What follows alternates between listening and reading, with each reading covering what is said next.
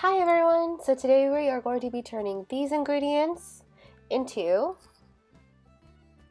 these Rapunzel cookies. Are you ready, Rapunzel? I think she's ready. So what you're going to need is a mixing bowl and a whisk. I just had a mixer, so that is what I'm going to be using today. You're also going to need 2 cups and 2 tablespoons of all-purpose flour, 1 teaspoon of baking soda, 2 teaspoons of cornstarch, 1 teaspoon of salt, 1.5 sticks of butter melted, 1 cup of dark brown sugar, 1 teaspoon of vanilla extract, 2 large eggs, and 1.5 cup of dark chocolate chips. So let's get started. The first thing you're going to do is that you're going to take your all-purpose flour and your baking soda and your cornstarch and place it in the bowl. For these measurements, I just use smaller measuring spoons so that, to use an example, for when children want to help in the kitchen, they can pour in more than once.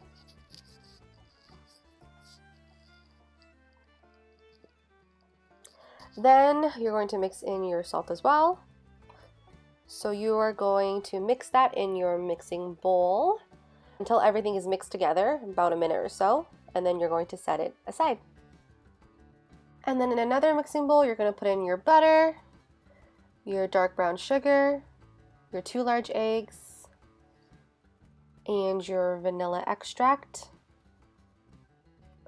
And then you are going to beat it all together for about a minute or so until everything is combined.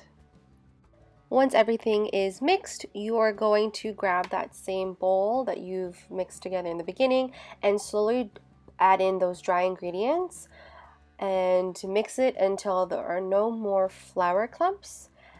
And so by the time you have finished mixing all the dry ingredients in, it should start to look something like this. Once you've reached the doughy kind of consistency, you can add in your dark chocolate chips in. You can limit, or the kids can choose how much they want to put in the bowl, and you're just going to fold in the dough and mix it in just right. Once you're done mixing in your chocolate chips, you are then going to take your parchment paper and you are going to cover that mixing bowl. You are then going to take that mixing bowl and place it in your fridge for about 30 minutes to an hour.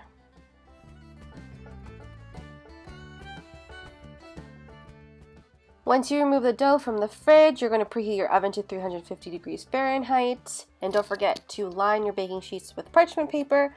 And then you are going to begin to scoop 1/4 of cookie dough at a time and roll it into balls.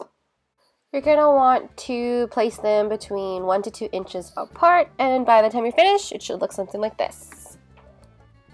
So you're going to bake it about for 10 to 14 minutes, rotating halfway through. And when they're done, the cookies are going to cool for about 15 minutes, and you're ready to serve.